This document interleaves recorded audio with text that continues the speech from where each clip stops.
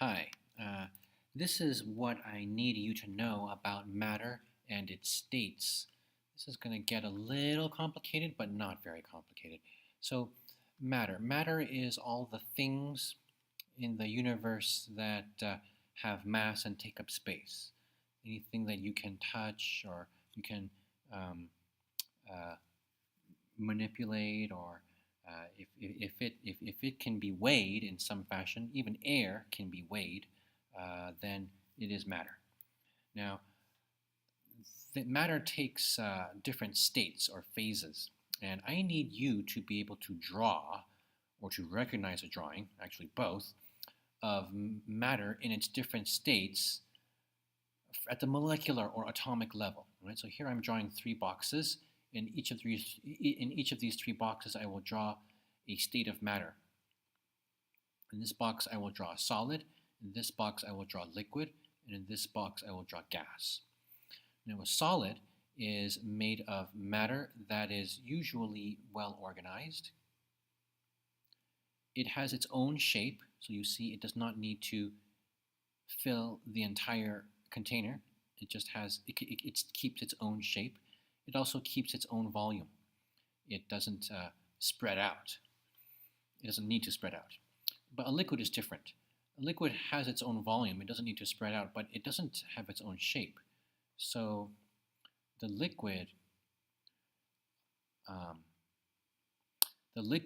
has to take the shape of the container. So it stays at the bottom of the container, of course, but whatever shape this bottom is, it will take. If you put water in a cup shaped like a triangle, you will have triangular shaped water, and that kind of thing. Notice that the liquid molecules, every circle that I'm drawing can be thought of as a molecule or as an atom. Let's think of each circle as an atom. So these atoms here are well organized. These atoms here are not well organized. That's one difference between most solids and most liquids. Another difference is there are some gaps, some randomly sized and shaped gaps in between some of these liquid molecules. And that's because liquid molecules are always sliding by each other. At room temperature, they already have enough energy for all of these molecules to move around and slide past one another, making gaps, filling gaps the entire time. That's why liquid flows. That's why it's sloshy if you shake it. So that's liquid. Now, a gas is like this. Notice there are much fewer molecules of gas.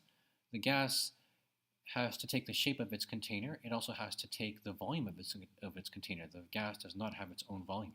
It has to spread out to fill the entire container as much as it can. Now, this is solid, liquid, and gas. Now, what we have here, what I've drawn here with the well-organized atoms, this is a special kind of solid called a crystalline solid. I write Cr. The word crystalline solid is spelled like this. And this is going to be a long video, sorry. That's the crystalline solid. And there's another kind of solid in which the atoms are not well organized.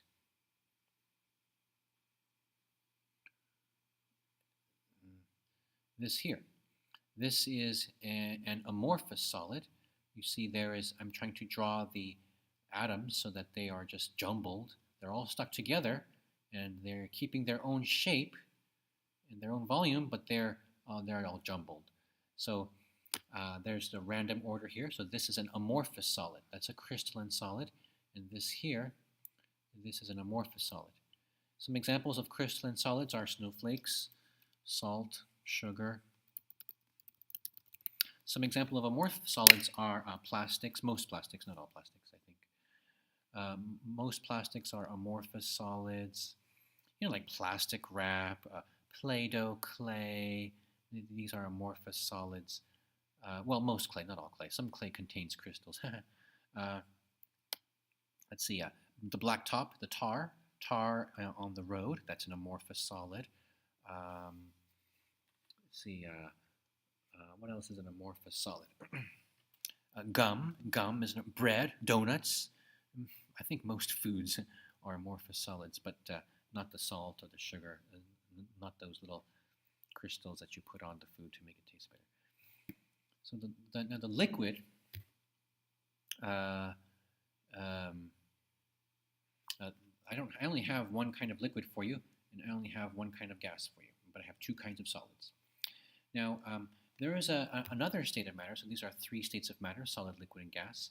There is a fourth state of matter called plasma, and it is the most common state of matter in the universe because the plasma is like a gas, except the plasma doesn't have whole atoms. The plasma have these atoms broken up into electrons and just the nuclei of atoms and just fragments of atoms. So the atoms are broken into fragments, and each fragment has a charge. It could be a minus charge or a positive charge. So that's plasma. And the reason why plasma is the most common state of matter is because the sun is made mostly of plasma. That's why the sun is made mostly of plasma is because it's so hot on the sun that the atoms crash into each other with such violence that they break apart into pieces. So that's plasma. It's the most common element in the universe because let's look at our solar system as a piece of the universe. If you combine all the planets, you still wouldn't even come close to the total mass of the sun. So most of our solar system is the sun, and most of the sun is plasma. Therefore, most of our solar system is plasma. Well, except for the empty space. So most of the matter in our universe is plasma. In our solar system is plasma, and in the universe also. We also have plasma on Earth. That lightning is